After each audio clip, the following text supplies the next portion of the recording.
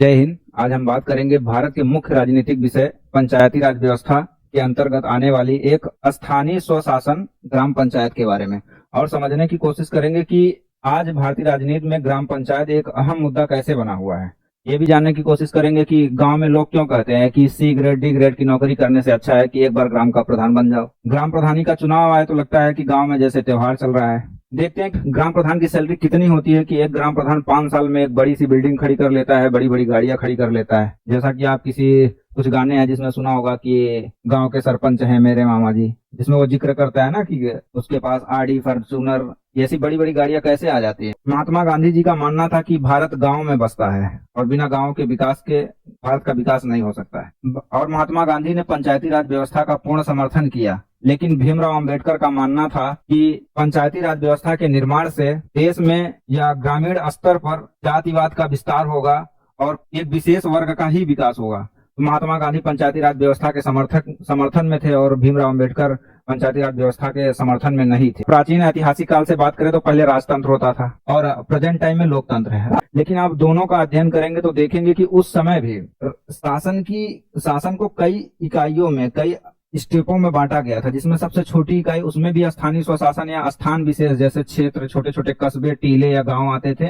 और लोकतंत्र में भी जब आप देश को बांटना चालू करेंगे, देश को राज्य, राज्य को जिला, जिला को तहसील स्तर, तहसील स्तर से ब्लॉक और ब्लॉक से गांव में जाएंगे। मतलब किसी भी विशाल भूखंड का शासन चलाने के लिए उसके छोटे छोटे क्षेत्रों में बांटना जरूरी ही है। तो ऐतिहासिक काल से चाहे आप चोल वंश उठा के देखिए, उसमें भी स्थानीय स्वशासन का जिक्र मिलता है। गुप्त काल में भी गांव का जिक्र मिलता है। हर्षवर्धन का एक शिलालेख भी है जो मधुबनी का है, जिसमें समकुंडा गांव का भी जिक्र मिलता है। मतलब आप देख सकते हैं कि ऐतिहासिक काल से लेकर वर्तमान काल तक या किसी देश के शासन व्यवस्था को चलाने के लिए उसके छोटे छोटे इकाइयों में बांटा गया था। और व्यवस्था में सबसे छोटी इकाई गांव थी। चाणक्य का भी मानना है कि किसी भी राजनीति की सबसे छोटी इकाई ग्राम ही होती है। मतलब राजनीति की शुरुआत असली मायने में गांव से ही शुरुआत होती। आप देखेंगे कि वर्तमान में देश में एक प्रधानमंत्री के चुनाव का जितना चर्चित नहीं होता है, उतना ग्राम प्रधानी के चुनाव का चर्चा होता है। और देश में आप देखेंगे कि चाहे मुख्यमंत्री का चुनाव हो, चाहे प्रधानमंत्री का चुनाव हो, लोग उतना बढ़ चढ़कर हिस्सा नहीं लेते हैं। लेकिन एक ग्राम प्रधान का चुनाव हो तो लोग देश का लगभग 100% हुआ उसमें पार्टिसिपेट करता है और बढ़ चढ़कर हिस्सा लेता है।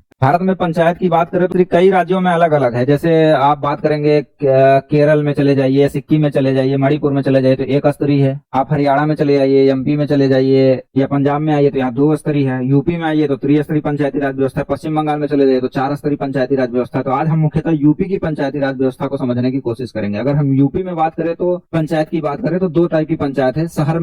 शहर के विकास के लिए शहरी पंचायती राज व्यवस्था की व्यवस्था है और गांव के विकास के लिए या क्षेत्र के विकास के लिए क्षेत्रीय पंचायत की व्यवस्था है। क्षेत्रीय पंचायत भी 3 स्तर की है और शहरी पंचायत भी 3 स्तर की है। तो आज हम मुख्यतः क्षेत्रीय पंचायत पर फोकस करेंगे। क्षेत्रीय पंचायत में भी हम किस पर जिक्र करेंगे? ग्राम पंचायत के बारे में बात करेंगे। क्षेत्रीय पंचायत में आप चुनाव के समय देखते होंगे कि ग्राम प्रधानी का चुनाव और बीडीसी जिसे क्षेत्र पंचायत कहते हैं, उसी के अंतर्गत ये ब्लॉक प्रमुखी का चुनाव आता है और जिला पंचायत सदस्य का भी चुनाव होता है। तो क्षेत्रीय पंचायत के अंतर्गत ग्राम पंचायत आती है। ग्राम पंचायत का अगर हम रूपरेखा देखें तो उसमें ग्राम प्रधान आता है, उप ग्राम प्रधान आता है। अगर उप ग्राम प्रधान की व्यवस्था नहीं है तो ग्राम प्रधान के बाद सीधे ग्राम पंचायत सदस्य आते हैं और सरकारी प्रतिनिधि के रूप में एक वीडियो होता है, विलेज डेवलपमेंट ऑफिसर, जिसे ग्राम सचिव भी कहते हैं। इससे रिलेटेड एक आप सीरीज देख सकते हैं, वेब सीरीज अच्छी आई हुई है जो पंचायत है।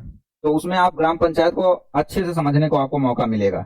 देश स्तर पर शासन की व्यवस्था प्रधानमंत्री चलाता है। गांव स्तर पर शासन की व्यवस्था चलाने के लिए जो व्यवस्था शुरुआत की गई उसे पंचायती राज व्यवस्था कहा गया और सबसे पहले 2 अक्टूबर 1959 को राजस्थान के नागौर जिला में शुरू की गई। उसके बाद दूसरी पंचायत का गठन आंध्र प्रदेश में किया गया। फिर 1960 में यह लगभग भारत के कई राज्यों में इसकी शुरुआत हुई। 1961-62 में यूपी में भी पंचायती राज व्यवस्था का गठन हुआ। भारत को हाल ही में आजादी 15 अगस्त 1947 को मिली थी। भारत गरीबी से जूझ रहा था।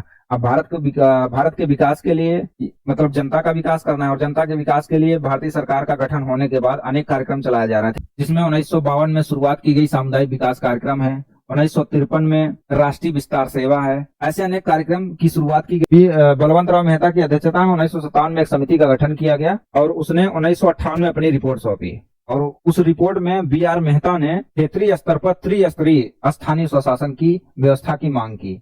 उन्होंने कहा कि क्षेत्रीय स्तर पर शासन व्यवस्था अच्छे से सुचारू रूप से चलाने के लिए केंद्रीय योजनाओं को क्षेत्र में सुचारू रूप से प्रसारित करने के लिए हमें 3 स्तर पर स्थानीय स्वशासन की व्यवस्था करना है। जिला स्तर पर जिला पंचायत की, क्षेत्र स्तर पर क्षेत्र पंचायत की, जिसे बीडीसी गांव में कहते हैं, और ग्रामीण स्तर पर ग्राम पंचायत का गठन करना पड़ेगा। उसी तरीके से फिर इसी समिति की सिफारिश पर 1959 में 2 अक्टूबर 1959 को राजस्थान के नागौर जिले में पंडित जवाहरलाल नेहरू ने पहली ग्राम पंचायत का गठन किया। फिर 1959 में ही आंध्र प्रदेश ने भी ग्राम पंचायत का गठन किया। 1960 में इसी स्तर पर देश के लगभग कई राज्यों में पंचायती राज व्यवस्था का गठन प्रारंभ हुआ। 1961-62 में यूपी में भी पंचायती राज की त्रिस्तरीय व्यवस्था का गठन हुआ। इसके आगे चलकर भी कई समितियों का गठन किया गया, जो लगातार निरीक्षण करती रही क्या त्रिस्तरीय व्यवस्था सही है या नहीं है, या कुछ और सुझाव लिया जा सकता है। इसके लिए अशोक मेहता समिति का 1977 में गठन किया गया और अशोक मेहता समिति ने कहा त्रिस्तरीय व्यवस्था की कोई जरूरत ही नहीं है, 2 स्तरीय व्यवस्था की सिफारिश की है, जिसमें इसने सीधा बताया कि जिला स्तर पर एक जिला परिषद का गठन कर दीजिए और क्षेत्र स्तर पर एक मंडल परिषद का गठन कर दीजिए। तो जिला स्तर पर आप प्लान बनाइए और फिर मंडल स्तर पर उसको हस्तांतरित करिए, मंडल स्तर क्षेत्र में, मतलब एक तरीके से एक तहसील और एक जिला रखिए बस। और कई समितियों का गठन किया गया, जिसमें GV.K. राव के अध्यक्षता में 1985 में एक समिति बनाई गई,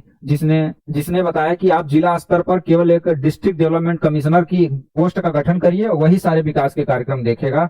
इसके पंचायती राज व्यवस्था के कार्यों के निरीक्षण के लिए LM सिंघवी समिति की गठन की गई और LM सिंघवी समिति ने 1986 में अपनी रिपोर्ट सौंपी और उसने कहा कि पंचायती राज व्यवस्था देश के विकास के लिए बहुत जरूरी है और उसने त्रिस्तरीय व्यवस्था का समर्थन किया और मांग उठाया कि इस पंचायती राज व्यवस्था को संवैधानिक रूप दे दिया जाए। तो इसलिए बार बार क्विज आप पेपर देने जाएंगे तो पूछा जाता है कि पंचायती राज व्यवस्था की संवैधानिक दर्जे की मांग किसने की? LM सिंघवी समिति ने की, जिसका गठन 1986 में किया गया था। LM सिंघवी समिति ने एक और मांग की थी कि क्षेत्र पंचायत, ग्राम पंचायत, जिला पंचायत के अलावा एक न्याय पंचायत होनी चाहिए, जिसमें कई गांवों को मिलाकर, जैसे मान लीजिए कि गांव का क्लस्टर कर दीजिए, 20 गांव 10 गांव को मिलाकर एक ग्रुप बनाइए और उस ग्रुप के 20 गांव के ग्रुप में एक पंचायत होनी चाहिए जो न्याय व्यवस्था देखेगी कि 20 गांव का अगर कोई मैटर होता है 20 गांव में तो उस पंचायत के पास जाएंगे। तो कुछ जगह है, कुछ जगह नहीं है, ये पूर्ण रूप से हर राज्यों में लागू नहीं है। इसके आगे थुंगन कमेटी का भी गठन किया गया, जिसने 1988 में अपनी रिपोर्ट सौंपी और उसने थुंगन कमेटी के बारे में बात करें तो उसने बताया कि जो पंचायती राज व्यवस्था में आरक्षण की व्यवस्था है ना, जात के आधार पर या लिंग के आधार पर, तो जात के आधार पर न करके उसको जनसंख्या के आधार पर करिए। जिस गांव में जिसकी आबादी ज्यादा है उसको आरक्षण उस आधार पर करिए और आबादी के आधार पर भी जो आरक्षण की व्यवस्था होगी उसमें महिलाओं का आरक्षण उसी आबादी के अनुसार किया जाएगा। जिसकी आबादी ज्यादा है उसी आधार पर महिलाओं का आरक्षण भी उसमें दिया जाएगा। तो पॉपुलेशन के बेस पे आरक्षण की मांग की थी थुंगन कमेटी ने। और बात करें गडगिल कमेटी की, ये इसकी गडगिल कमेटी ने भी 1988 में अपनी रिपोर्ट सौंपी और इसने SC ST और महिलाओं को आरक्षण देने की मांग की। जैसे अभी क्या है, प्रेजेंट टाइम में OBC को भी आरक्षण मिलता है, लेकिन इसने अपनी रिपोर्ट में कहा केवल SC ST और महिलाओं को आरक्षण देने की जरूरत है। और जो वर्तमान में आप चुनाव होता है तो आप देखते हैं गांव स्तर पर ग्राम प्रधान का चुनाव करते हैं, BDC को वोट देते हैं और जिला पंचायत को देते हैं, लेकिन गडगिल कमेटी ने कहा कि जितने भी लेवल पे जो भी चुनाव होगा सारे डायरेक्ट चुनाव होने चाहिए, सारे को जनता ही चुने। लेकिन आप देखते होंगे कि BDC आप चुनते हैं और BDC जाकर ब्लॉक प्रमुख को चुनते हैं, ब्लॉक प्रमुख को आप नहीं चुनते हैं। लेकिन गडगिल कमेटी का कहना था कि जिस लेवल पर चाहे जो अधिकारी हो उसका चुनाव डायरेक्ट जनता के आधार पर होना चाहिए, डायरेक्ट जनता चुने। तो बताया कि पंचायती राज व्यवस्था में क्षेत्रीय स्तर और शहरी स्तर पर तीन क्षेत्रीय स्तर पे बात करेंगे तब भी त्रिस्तरीय व्यवस्था है, शहर में भी बात करेंगे तब भी त्रिस्तरीय व्यवस्था है। तो क्षेत्रीय स्तर में जिला पंचायत, ग्राम पंचायत और क्षेत्र पंचायत है। तो आज हम बात करेंगे मुख्यतः ग्राम पंचायत के बारे में। ग्राम सभा का मतलब होता है कि मतदाता सूची में सम्मिलित गांव के सभी व्यक्तियों का समूह। ग्राम सभा का मतलब हुआ कि मतदाता सूची में जितने वोटर्स हैं, वोटर्स को मिलाकर जो ग्रुप बनेगा उसे क्या बोलते हैं? ग्राम सभा। उसके अलावा बच्चे जो 18 वर्ष से कम होंगे वो ग्राम सभा के सदस्य के रूप में नहीं आते। वो गांव की जनसंख्या में शामिल है लेकिन ग्राम सभा में शामिल नहीं है। ग्राम सभा में केवल जिनका नाम मतदाता सूची में है, जो मत देने के योग्य है, उनके समूह को कहा जाता है। और ग्राम पंचायत की बात करें तो ग्राम पंचायत एक समिति, एक समूह है, एक सिस्टम है जिसमें ग्राम प्रधान होता है। अगर कहीं कहीं पर उप ग्राम प्रधान की व्यवस्था है, अगर होता है तो वो भी होता है, इसमें हर जगह नहीं है। और एक सरकारी प्रतिनिधि के रूप में एक अधिकारी होता है जिसे VDO ग्राम पंचायत अधिकारी कहते हैं। ग्राम पंचायत एक समूह होता है, किसका? ग्राम प्रधान का, उप ग्राम प्रधान का और एक सरकारी अधिकारी, ग्राम पंचायत अधिकारी जिसे कहते हैं, उसका समूह। तो हम आज मुख्यतः बात करेंगे किसकी? ग्राम पंचायत के एक मुख्य भाग ग्राम प्रधान के बारे में। ग्राम प्रधान होता क्या है? गांव में कुछ सदस्य का भी चुनाव होता है। अगर हम बात करें कि मतदाता, भारत में मतदान की उम्र पहले 21 वर्ष थी। 61वें संविधान संशोधन 1989 द्वारा मतदान की उम्र 21 वर्ष से घटाकर कितना कर दी गई है? 18 वर्ष। गांव के जो भी गांव में रहने वाली जो भी आबादी है उसमें जो भी 18 वर्ष से ऊपर के व्यक्ति हैं वो सारे मत देने के योग्य होते हैं। चाहे बीडीसी का चुनाव हो, चाहे जिला पंचायत का चुनाव हो, चाहे प्रधानमंत्री का चुनाव हो, 18 वर्ष का कोई व्यक्ति है तो वो मत देने के योग्य होता है, जिसे मतदाता कहा जाता है। ग्राम प्रधानी का पद इतना महत्वपूर्ण क्यों हो गया है? लोग क्यों ग्राम प्रधानी में ग्राम प्रधान बनने से पहले 10-10 लाख, 15 लाख, 20 लाख रुपए खर्च कर देते हैं? एक सरकारी नौकरी सी ग्रेड, डी ग्रेड की करने से, मतलब पुलिस बनने से या रेलवे में नौकरी करने से या एसएससी बैंक रेलवे में नौकरी करने से अच्छा सोचते हैं कि एक बार ग्राम प्रधान बन जाओ। लोग सीधा कर देंगे कि 20-25 साल मेहनत करते हो, पढ़ाई करते हो, उससे अच्छा 5 साल गाँव में मेहनत करके प्रधानी का चुनाव लड़ लो। किसी से बैठकर और ग्राम प्रधान के बारे में सुना और जाना और आपका मन किया कि हमें भी ग्राम प्रधानी लड़ना है, तो उसके लिए देखिए क्या योग्यता होती है कि आपके पास वो योग्यता है कि नहीं, आप लड़ पाएंगे। तो ग्राम प्रधानी का चुनाव लड़ने के लिए पहला काम है कि आपके उस गांव के मतदाता सूची में नाम होना चाहिए और आपकी उम्र कितना होना चाहिए? 21 वर्ष। और दूसरी बात यह है कि आप किसी सरकारी लाभ के पद पर ना हो, मतलब कोई सरकारी कर्मचारी ना हो। अगर आप सरकारी कर्मचारी हैं तो आप चुनाव लड़ने के बाद अगर आप विजयी होते हैं तो आपको सरकारी पद से त्याग पत्र देना पड़ेगा।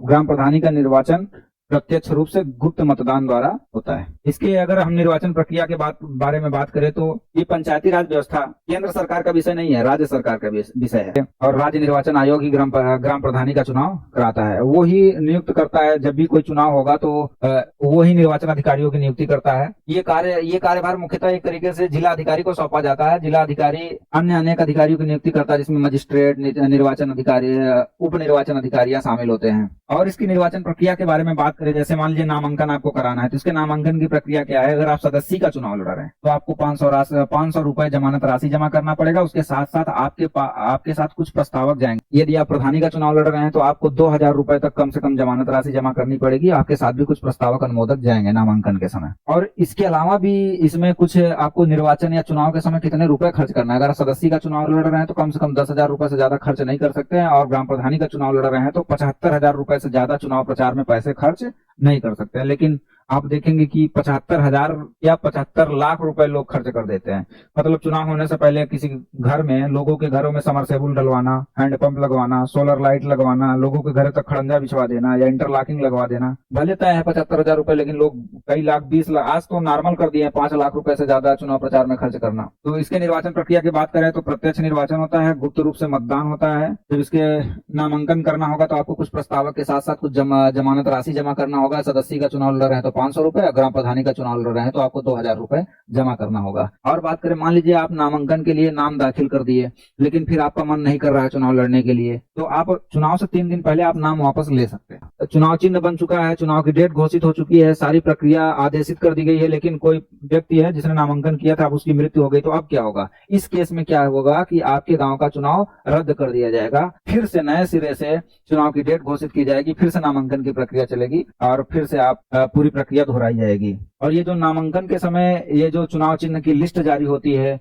ये किसी देखते होंगे पहले ऑर्डर पर किसी का चुनाव चिन्ह, दूसरे तीसरे, तो ये वर्णों के क्रम में, मतलब क से लेकर ज्ञ तक की बात करें या ए से जेड तक, जिसका पहले आता है उसका नाम पहले रखेंगे। और ठीक उसी प्रकार जो चुनाव चिन्ह बांटे जाते हैं उनका ऑर्डर भी ऐसे लगाया जाता है। जिस चुनाव चिन्ह का नाम जैसे आम है तो आम का अ पहले आएगा तो सबसे ऊपर वाले को आम मिलेगा, फिर ऐसे आम है, इमली है, ऐसे करके किताब है, तो ऐसे इसी ऑर्डर में लग जाएगा। तो जो चुनाव चिन्ह की लिस्ट भी बनती है वो भी वर्णों के ऑर्डर के आधार पे, और जो चुनाव में प्रतिभाग करते हैं उनकी भी जो लिस्ट बनती है वो भी वर्णों के क्रम में बनाई जाती है। आप निर्वाचन प्रक्रिया में देखेंगे कि जब भी किसी प्राइमरी स्कूल या किसी जूनियर स्कूल में पोलिंग बूथ बनाए जाते हैं और वहां पर निर्वाचन के दौरान हर प्रतिभागी का, हर जो भी चुनाव में प्रतिभाग किया है उसकी तरफ से एक एक एजेंट या निर्वाचन अभिकर्ता की नियुक्ति की जाती है, जो चुनाव के दौरान यह इस बात पर ध्यान रखता है कि मतदान निष्पक्ष और न्यायपूर्ण तरीके से हो, कोई दोबारा मतदान तो नहीं कर रहा है, फर्जी वोट तो नहीं डाले जा रहे हैं, इन सारी चीजों पे निगाह रखता है। क्योंकि एक सरकारी अधिकारी या सरकारी कर्मचारी ये नहीं पहचान सकता कि यह इस गाँव का निवासी है कि नहीं है। क्योंकि ग्राम प्रधानी के चुनाव में आप देखेंगे सबसे खतरनाक होता है,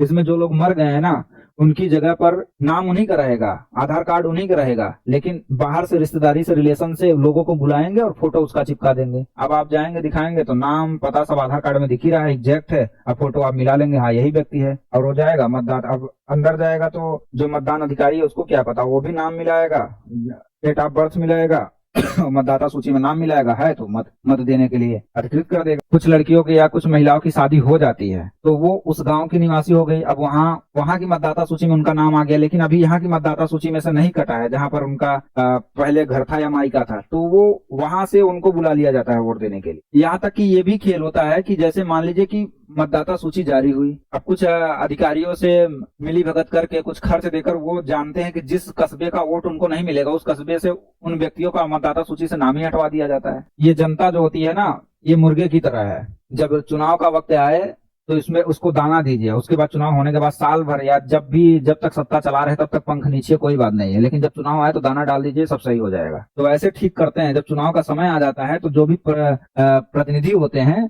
वो लोगों में या जनता में दाना डालने का काम करते हैं, मतलब जो कि इलीगल है, असंवैधानिक है, लेकिन फिर भी लोगों को रिझाने के लिए करते हैं, जैसे कपड़े बांटना, कुछ आभूषण बांटना, दारू, मुर्गे, इन सब चीजों में पैसे खर्च करना। लोग उस समय जो भी मांग ले पूरी करने की कोशिश पूरी करते हैं, चाहे समरसेबल हो, चाहे हैंडपंप हो, चाहे सोलर लाइट हो, चाहे इंटरलॉकिंग हो, ऐसे ऐसे कारनामे किए जाते हैं, चुनाव से पहले किए जाते हैं। अगर मान लीजिए आप ग्राम प्रधानी का चुनाव लड़े और आप जीत गए तो अब एक प्रक्रिया चलती है, जैसे आप राष्ट्रपति का चुनाव होगा, राष्ट्रपति जीत जाएगा तो उसको शपथ दिलाई जाती है, प्रधानमंत्री जीत जाता है तो प्रधानमंत्री को शपथ दिलाई जाती है। ऐसे ठीक ग्राम प्रधानी का चुनाव जीत जाने के बाद इसकी शपथ प्रक्रिया होती है कि ये शपथ लेता है कि हम गांव के विकास के लिए हम शपथ लेते हैं कि गांव के विकास के लिए पूर्ण प्रतिबद्ध रहेंगे।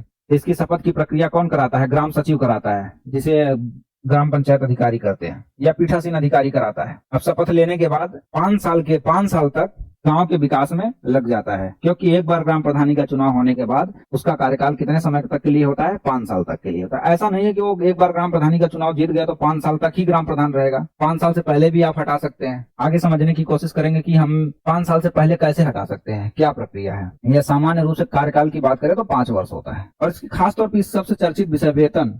हाँ, लोग सरकारी नौकरी से अच्छा कहते हैं ना, ग्राम प्रधान बन जाए तो कितनी वेतन है। अगर हम यूपी में बात करें तो वर्तमान समय में इसको 3500 रुपए महीने खर्च दिया जाता है, वेतन भत्ता के रूप में दिया जाता है। ये इसका जिससे रोजी रोटी चलती है 3500 रुपए, मात्र 3500 रुपए। और 1500 रुपए इसको गाड़ी से घूमने के लिए, तेल पेट्रोल के लिए दिया जाता है। आप बताइए 5000 रुपए इसकी महीने की सैलरी है, 5000 रुपए में कोई चुनाव, ग्राम प्रधानी का चुनाव लड़ना चाहेगा? नहीं लड़ना चाहेगा। अब हम आगे आपको बताएंगे। आप एक सरकारी वेबसाइट है या सरकारी साइट है, आप जाकर चेक कर सकते हैं कि एक साल में 5000 रुपए छोड़िए, गांव के विकास के लिए 1 करोड़, 2 करोड़, 3 करोड़ रुपए आते हैं। उस सरकारी साइट का नाम है plan plus, PLAN plan plus पे जाइए और अपने गांव के चाहे किसी भी वर्ष का निकालिए रिपोर्ट, इस गांव में किस काम के लिए कितना बजट आया था, तो आप देखेंगे कि एक साल में गांव के विकास के लिए 1 करोड़ का बजट आता है। इसकी रोजी रोटी चलाने के लिए सरकार 5000 देती है, गांव के विकास के लिए साल भर में तो करोड़ों रुपए दे रही है। अब इसने अगर 50 लाख रुपए पहले बांट दिया तो उसकी पूर्ति भी करेगा। तो इसलिए ग्राम प्रधानी के चुनाव में 75 लाख रुपए, 50 लाख रुपए, 10 लाख रुपए, 5 लाख रुपए लोग खर्च करते हैं, जो 1 करोड़ रुपए साल भर में विकास के लिए आते हैं, क्योंकि इनको पता है कि हम 1 साल में अपनी पूर्ति आपूर्ति कर लेंगे।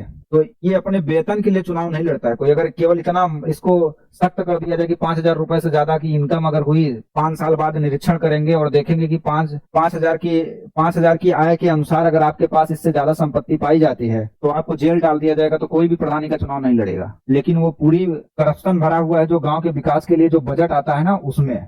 और अगर एक बार कोई ग्राम प्रधान बन गया तो ऐसा नहीं है कि वो 5 साल से पहले नहीं हटाया जा सकता, उसके हटाने की प्रक्रिया है। एक तो ये है कि वो खुद ही त्याग पत्र दे दे, दूसरा ये है कि हो सकता है उसकी मौत हो जाए किसी वजह से, तीसरा आप है कि अविश्वास प्रस्ताव के द्वारा हटाया जा सकता है। तो वो त्याग पत्र दे दे, उसकी मर्जी है, मर जाएगा, किसी की बस नहीं चलता है, लेकिन हम अविश्वास प्रस्ताव से हटा सकते हैं। मान लीजिए आपने ग्राम प्रधानी का चुनाव लड़ा, आप जनता के विश्वास जीतने के बाद आप ग्राम प्रधान का चुनाव में विजयी होते हैं। अब आपका कार्यकाल 5 वर्ष के लिए शुरू हुआ। ग्राम प्रधानी के चुनाव के दौरान कुछ सदस्यों का भी निर्वाचन होता है। ये अलग अलग जनसंख्या के आधार पर गांव में सदस्यों की संख्या अलग अलग होती है। जैसे मान लीजिए किसी गांव में 1000 है, 1 के मतलब 1000 जनसंख्या है, तो वहां पर मान 1000 जनसंख्या है तो वहां पर 9 सदस्य और 1 ग्राम प्रधान होगा। आप अपने अपने गांव में देख लीजिए कि आपके यहाँ कितने सदस्य हैं, तो उस अनुसार आपके गांव की आबादी होगी और उस अनुसार ये ग्राम प्रधान के सदस्य होते हैं। वैसे देखेंगे चुनाव के दौरान इन पर कोई फोकस नहीं करता, और चुनाव के दौरान और 5 साल में भी इन सदस्यों को कोई नहीं जानता, इनकी पावर भी कोई नहीं जानता, इनका कार्य क्या है, किस लिए बनाया गया। लेकिन ये जो सदस्य होते हैं ना, 13 सदस्य, 11 सदस्य या 15 सदस्य, इन सदस्यों के पास ही इतनी पावर है कि ये चाहे तो 5 साल से पहले ग्राम प्रधान को हटा दे। अब देखते हैं कि 5 साल से पहले अगर ग्राम प्रधान को हटाना हो तो क्या प्रक्रिया है। पहला बताया कि वो खुद त्याग पत्र दे दे। उसके त्याग पत्र देने की क्या प्रक्रिया है? अगर मान लीजिए कोई ग्राम प्रधान त्याग पत्र देना चाहता है तो अपना त्याग पत्र वो डिस्ट्रिक्ट पंचायत ऑफिसर DPO को सौंपेगा। और 7 दिन के अंदर अगर वापस नहीं लेता है तो डीपीओ उस त्याग पत्र को स्वीकार कर लेता है और इस तरीके से उसको पद से विमुक्त कर दिया जाता है।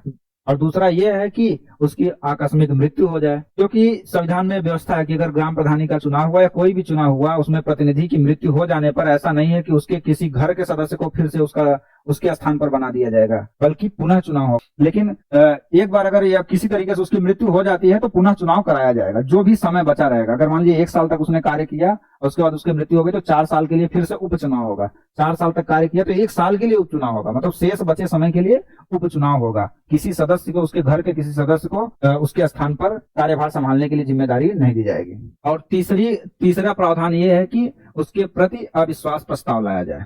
ग्राम प्रधान के विरुद्ध अविश्वास प्रस्ताव लाने की प्रक्रिया क्या है कि जो भी सदस्य हैं उसके 2/3 सदस्य अविश्वास प्रस्ताव पर हस्ताक्षर करेंगे। मतलब 9 सदस्य हैं तो 6 सदस्य पहले स्वीकृति देंगे और कम से कम गांव की आधी से अधिक आबादी का समर्थन होना चाहिए। गांव की जितनी आबादी है उसके आधे से अधिक आबादी का क्या होना चाहिए? समर्थन होना चाहिए।